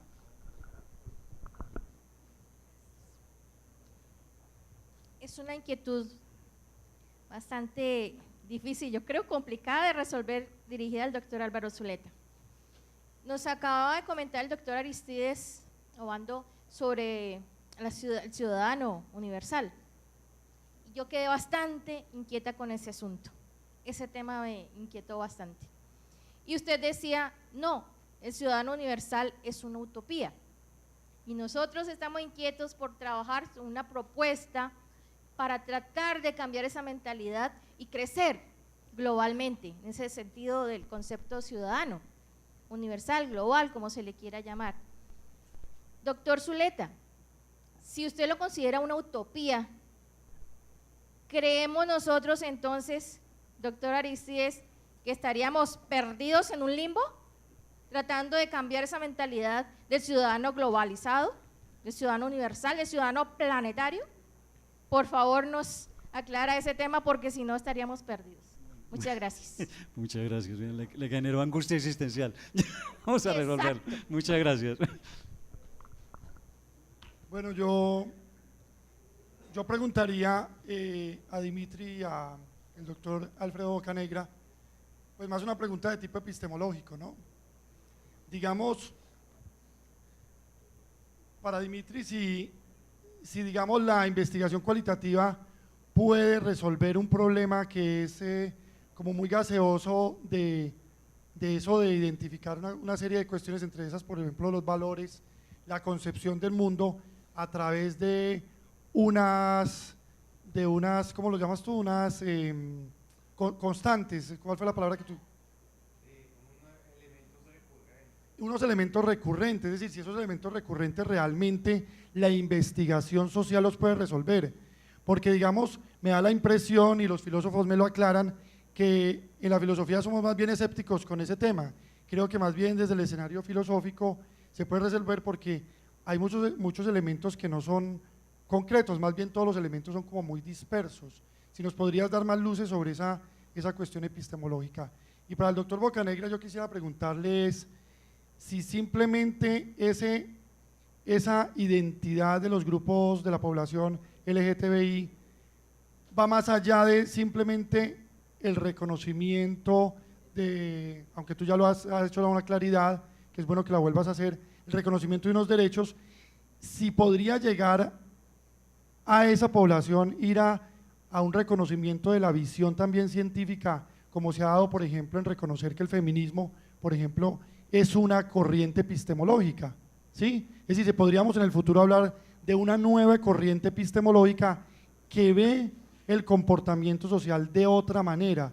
Sí, pues no sé si la investigación ya te da para ese escenario tan complejo. Buenos días, mi nombre es John David Ramírez, vengo de un pueblo, quiero decir el nombre del pueblo, y es para plantear la siguiente incógnita que se me presenta. Se está planteando la hipótesis de un ciudadano universal. Pues, ¿cómo poder construir la ciudadanía universal de una persona cuando no hemos podido lograr la ciudadanía al interior de nuestro país? Vengo de un municipio que se llama Miranda, Cauca, que en este momento está en el ojo del huracán, y no el Katrina ni tampoco el José, pero sí en el ojo del huracán, porque un par de individuos fueron asesinados en extrañas circunstancias al lado de donde se está llevando a cabo en este momento el tema de la paz, que en mi concepto es una mediocridad. Con todo respeto de las otras opiniones, para mí es la peor de las mediocridades de este presidente y de este gobierno.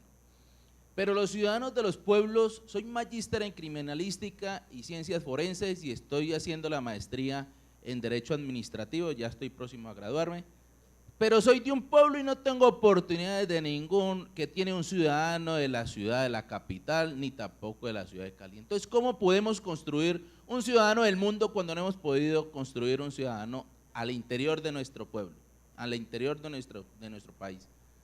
¿Cómo lo plantean ustedes? Me parece genial. ¿Cómo podemos respetarle los derechos a una persona que tiene, digámoslo así, desviaciones de carácter sexual?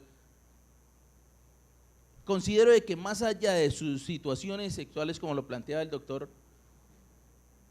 va más que todo en esa palabra que realmente no la recuerdo, cuando es el tema de que aquí estamos, es que los ciudadanos son ciudadanos de acuerdo a la cantidad de dinero que se tenga. La pobreza marca lo que es o no es ser ciudadano. Y lo vemos desde los medios de comunicación masiva, que una persona que tiene dinero para obtener la libertad por un estrés, habiéndose robado más de 2 billones, de pesos al erario público, un ciudadano que se roba una gallina paga cárcel física. Esa es mi inquietud y muchas gracias. Muchas gracias. ¿Alguien más? Entiendo que esta pregunta es colectiva, entonces vamos a responderle Sí, para todos. los cuatro. ¿Quién más? A ver, ¿qué otra inquietud? ¿Sí? Bueno, respondemos estas. Vale. La primera, para Sebastián, de Chile. El problema de la migración simplemente se pone en dos coordenadas, como se ha puesto casi a nivel mundial. Hay una sociedad de origen y hay una sociedad de acogida. Entonces, con esas dos coordenadas se considera que un inmigrante sale de un país que se considera su país de origen, ¿sí? Y se va a otro. Las condiciones, las circunstancias por las cuales se va a otro país son diversas, ¿verdad? En los estudios que se han hecho hay circunstancias políticas donde casi que inmigrante se considera refugiado o un solicitante de asilo político, pero en las condiciones reales de la migración se ha visto desde el punto de vista económico. Una persona se va de un país porque piensa que puede tener mejores condiciones económicas en otro. Por eso ha habido una migración masiva casi en los últimos años hacia los países que han tenido un proceso de desarrollo económico mejor. Por ejemplo, la gente se ha ido, aquí comenzó una migración muy fuerte hacia los Estados Unidos desde la década de los 70 en Colombia. Luego se trasladó a Europa porque Europa prosperó económicamente e incluso se trasladó a España porque España prosperó mucho económicamente. Luego tuvo una crisis y bajó el perfil de la migración a España. En el caso de Chile pasó lo mismo, más o menos, Sebastián. O sea, la gente se ha ido a Chile porque Chile es considerado uno de los países de América Latina que tiene unos mejores índices a niveles socioeconómicos, por ende atrajo un inmigrante más pobre, por ejemplo de Bolivia, de Perú, incluso de Colombia, que va a buscar unas condiciones mejores. ¿Qué pasa con el inmigrante que llega, en este caso a Chile? Necesita una serie de sistemas de acogida. Se considera que el Estado va a dar los sistemas de acogida. Los estados han propuesto algunas cosas a nivel de acogida que pues sería largo detallarlo, pero hay un detalle que es quizás lo que yo tocaba en la ponencia, que tiene que ver con la acogida que le da la sociedad. O sea, lo que Dimitri llama el individuo colectivo, el grupo, la nación. ¿Cómo lo acoge? ¿Qué nos hemos encontrado, Sebastián? En la mayoría de las investigaciones, las sociedades de acogida no acogen los inmigrantes. Lo ven incluso como una especie de enemigo, lo ven como eso se llama xenofobia, lo ven con rechazo, porque los valores que trae no coinciden con el país donde llegó. Aquí puede ocurrir perfectamente con los venezolanos y además ya está empezando a ocurrir. Hay una especie de rechazo, a veces individual y luego colectivo, porque consideran que no tienen que estar aquí, que están haciendo, que están quitando puestos de trabajo. En España yo durante 20 años escuché siempre la historia, nos vienen a quitar puestos de trabajo, y el maestro que hacía los grafitis hubiera visto los grafitis en España sobre los inmigrantes, ¿verdad? Incluso sobre los inmigrantes negros, que pensaban que habían llegado de la selva a la civilizada España de más de 25 siglos de civilización. Entonces, el problema fundamental es el cambio de mentalidad en la sociedad de acogida. Eso requerirá un trabajo largo, sigo pensando, un trabajo muy complejo que implicará incluso, creo yo, no sé si Horacio está por acá, el papel que juega la academia en el cambio de la estructura de valores. En el caso de la Academia Española ha habido mucho interés en eso y ha habido mucho estudio que implica fundamentalmente cómo vamos a acoger los inmigrantes. En conclusión, cambiaría la mentalidad de decir que el inmigrante que llega o el inmigrante que nació ahí, en el fondo serían los mismos seres humanos. Por ende, habría un cambio de mentalidad a decir que entre comillas, la riqueza chilena podría ser también compartida con todos los inmigrantes que vinieron de otro sitio del mundo y que Chile se debería sentir orgulloso de los inmigrantes que tiene, porque harán parte de una plurinacionalidad chilena que no solamente sea, lo digo casi con todo respeto, la pelea con los mapuches, sino que sea fundamentalmente una construcción de ciudadanía colectiva al interior de lo que va a ser el nuevo ciudadano chileno. La segunda pregunta es la utopía ciudadana que dice la compañera. Mira, yo utilizo el concepto utopía tomado no como lo imposible, sino como el sitio al cual se puede llegar. Es una definición distinta, quizás más cercana a la Escuela de Frankfurt, a Herbert Marcuse, la idea de que vamos avanzando hacia a una especie de desideratum, que es la construcción de una ciudadanía planetaria. Ese desideratum es casi una teleología humana hacia la construcción de un ser humano integral. Ahora, el único problema que tenemos hasta ahora es que parece que ese camino lo están haciendo individuos particulares y no colectividades. Ahí va casi la tercera pregunta del señor. Individuos particulares hacen ese camino, construyen ciudadanía cada vez más y cada vez más planetaria, pero parece que hay una apuesta individual. Y ahí te llevo también al tema de los inmigrantes. La persona que decide abandonar un país es distinta a la persona que no abandona un país. Y uno encuentra muchas personas, incluso también en Europa, que dicen: yo no me iría nunca de mi pueblo, nunca, porque es que mi pueblo es mi referente, es mi cultura, yo diría casi mi ombligo cultural, ¿verdad? Así como hay un ombligo con la madre y una dependencia de la madre, según Freud, hay una dependencia permanente del pueblo, de la cultura local, de lo más local. Y cuando se rompe esa estructura, cuando tú logras irte de un país porque tienes la mentalidad de que en otro país serás más feliz, incluso, curiosamente, porque mucha gente también se va por eso, por encontrar un nivel de felicidad distinto, económicamente, políticamente, culturalmente, sociológicamente, psicológicamente, y se va. Ese que se va, les voy a decir una cosa que para mí ha sido terrible en la investigación: ese que se va nunca vuelve. Puede volver físicamente, mentalmente nunca vuelve, porque su mente cambia.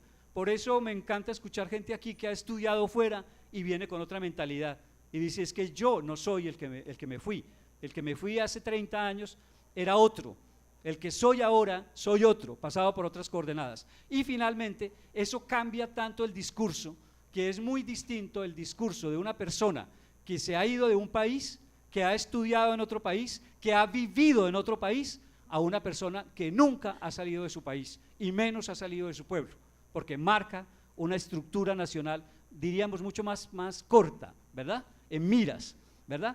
También digo que la invitación es a irse, porque el que se va realmente cambia muchos de sus planteamientos mentales, incluso yo diría que tira fuera mucha de su basura cortical, que ha tenido que ver con esas formaciones primigenias casi, que a veces no nos dejan avanzar. Y por eso la construcción de ciudadanía universal yo la veo desde el que se va, y por eso la veo en los inmigrantes, como el profesor lo había dicho antes, ¿vale? Bien, perdón, ahora sí le dejo la palabra. Dimitri. Primero entonces algo sobre este ciudadano planetario y miren los conceptos los conceptos, perdón, ¿no se escucha? Ya sí, todo bien. Los conceptos utópicos son bonitos exactamente por eso, porque son conceptos utópicos. Y una realización, una materialización, yo no la veo posible. Y sería como una contradicción exactamente porque se trata de un concepto utópico. Pero esto no significa que estos conceptos utópicos de referencia no puedan funcionar como un anhelo, es como una manera dinámica de transformar las cosas. Ciudadano planetario, no. Mira, yo vengo de un pueblo de 5.000 habitantes, y donde, pues yo no sé, los vecinos, las otras personas sabían, no sé cómo, el color de los boxers que te ponías en la mañana. Y entonces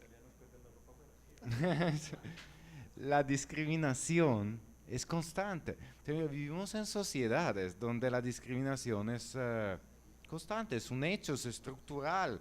Las grandes ciudades hacia la periferia, los habitantes, no sé, originarios de un país hacia los que vienen de afuera. Y mira, yo lo único que te puedo decir, en serio, es como optimismo. O sea, los conceptos existen por eso. O sea, es muy difícil ver un concepto abstracto materializado en la realidad, pero no por eso no nos va a servir. Vale, profesor. Sobre la primera pregunta, realmente es lo que se pretende. Ahí nos deja un desafío el doctor Jaime, en la medida en que, como lo decía, para nosotros el movimiento feminista fue inspirador desde el punto de vista intelectual y fue motivador para ahondar en esta investigación. Nosotros nos estamos apoyando en muchas formas de medición, como el alfa Cronbach, por ejemplo, para medir la validez de cada uno de los instrumentos empleados, tratando de ceñirnos a unos parámetros científicos que nos permitan hacer validaciones que aporten resultados que contribuyan a la creación de ciencia, de alguna manera ciencia social. Lógicamente somos como todos escépticos, pero ese es un gran desafío en que pueda convertirse verdaderamente en una formulación epistemológica también, como sucedió con el movimiento feminista. Lo que es claro es también decir que no pretenden convertirse en una opción de carácter eminentemente político desde el punto de vista electoral, porque eso desnaturalizaría completamente el movimiento e interrumpiría sus ventajas y sus avances que han sido bien notables.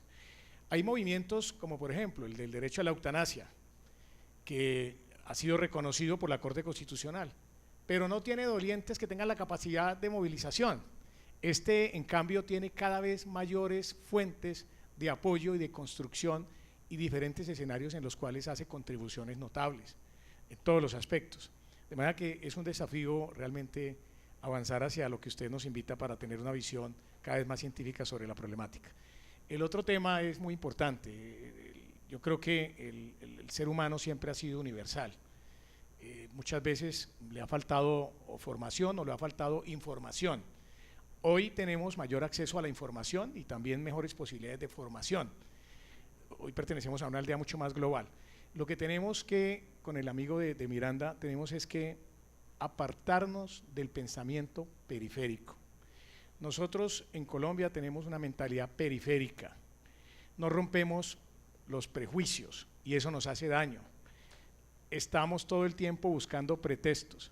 Yo venía esta mañana citándole al doctor Dimitri un ejemplo de lo que sucede con el Partido Conservador, por ejemplo, de Colombia y el Partido Conservador que es el CDU en Alemania. El CDU en Alemania, que en la posguerra es el reconstructor o uno de los reconstructores de lo que hoy es Alemania, que querrámoslo o no, es un referente internacional, por lo menos en la política europea, tenía después de la reunificación unos prejuicios.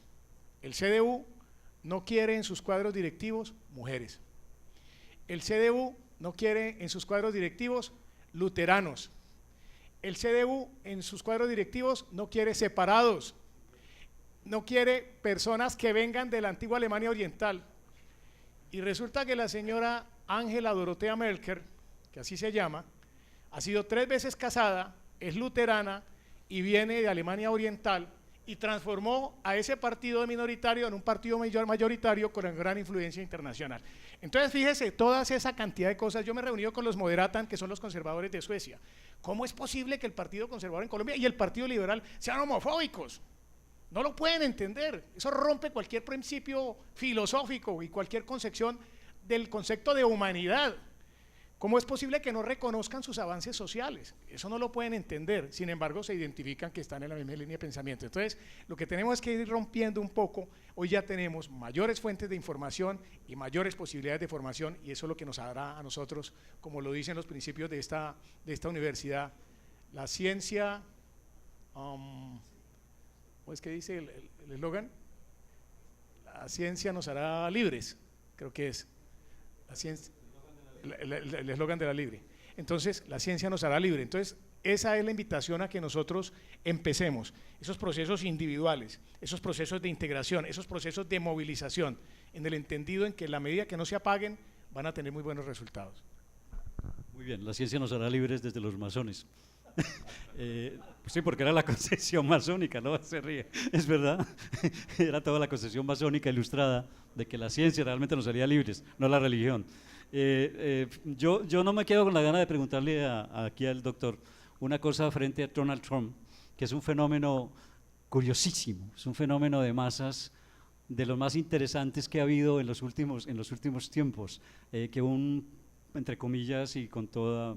No digo que con todo respeto tampoco, que un payaso llegue a la presidencia del país que se considera más poderoso del mundo. Digo que se considera, porque es un país que se mira al ombligo y ellos son los que se creyeron el cuento de que América es para los americanos y los americanos somos todos, no ellos.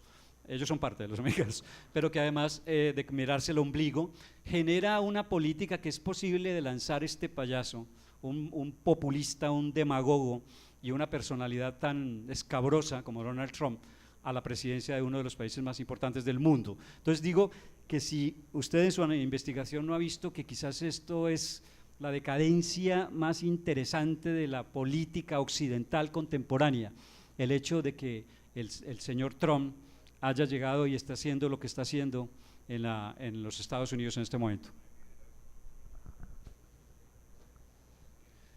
Bueno, yo creo que el problema puede ser inclusive mayor. Sí hay un asunto de decadencia, por supuesto, y sobre todo, digamos que, sobre todo dentro de la historia, supongamos, del cine, poco conozco literatura. Algunas películas como esta, Desde el Jardín, por ejemplo, inclusive Forrest Gump, donde nos muestran que tan democráticos en Estados Unidos que inclusive algunos posiblemente discapacitados o discapacitados mentales directamente podrían llegar a los más altos cargos en Estados Unidos, lo cual pues digamos que por principio uno tiene que pensar que debe ser, aunque sea teóricamente así. Y yo creo que la forma como usted lo plantea es una forma muy directa, pero sí a nivel investigativo y a nivel público en espacios, digamos, menos académicos, podría ser un poco difícil plantearlo de esa manera, tesis que comparto. Pero yo parte del trabajo no lo alcancé a leer por el tiempo, pero yo pienso que de todas maneras hay una vocación de adoración por los caudillos. Y al caudillo regularmente se le pide públicamente unos comportamientos, pero se le aceptan mucho comportamiento que no conviene, digamos, al bien público. Pensemos, digamos, todos los casos de escándalos que se dieron tanto en Italia como en Francia, y eran escándalos bastante grandes. Aquí pues no hemos tenido uno de la catadura de Trump, pero digamos en el caso de nuestro expresidente Uribe, él viene, lo llaman a la fiscalía, acude a la fiscalía, se hacen volar los zapatos y se retira. Entonces uno va encontrando que sinceramente todo régimen constitucional somos animales normativos, para expresarlo de la manera de Christine Cosgard, pero entonces digamos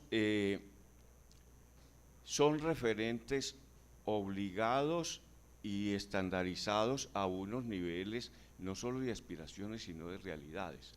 Entonces, ¿qué pasa? Que cuando la aspiración y la realidad coinciden, digamos que la cosa funciona relativamente bien. En el caso, por ejemplo, de Trump, allí hay una coincidencia en unos aspectos en los cuales, digamos, cierta población de Estados Unidos, quizás no sé si de pronto sea lo que uno llamaría el ciudadano estadounidense, regularmente se congrega porque se ve amenazado, es todo lo que usted ha planteado, se ve amenazado y en ese sentido, digamos, no encuentra además de dónde agarrarse y de paso lo ven como un caudillo. Si yo lo planteo así, la adoración al caudillo, más que un problema político, es un problema quizás psicoanalítico. Entonces, digamos, la parte, y todo caudillismo necesariamente lleva a cualquier modalidad de fanatismo, en la medida en que sencillamente, como lo va a referir John Locke, cada uno se vuelve ortodoxo de sí mismo.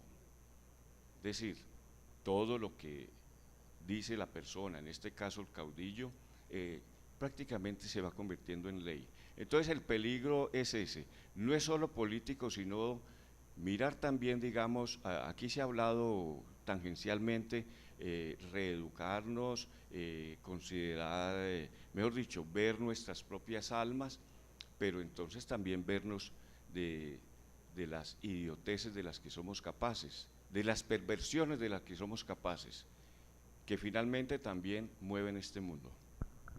Bueno, muchas gracias, muy amables. Un aplauso para nosotros. Vale, muchas gracias. También les agradezco la paciencia porque la verdad estoy impresionado de estar aquí más de 4 horas. Es un nivel de atención muy importante. Muchas gracias, nos veremos por la tarde. Jaime, a las 2 o a 2:15. A las 2 de la tarde arrancamos otra serie de ponencias. Espero que contar con ustedes y gracias por su colaboración y participación.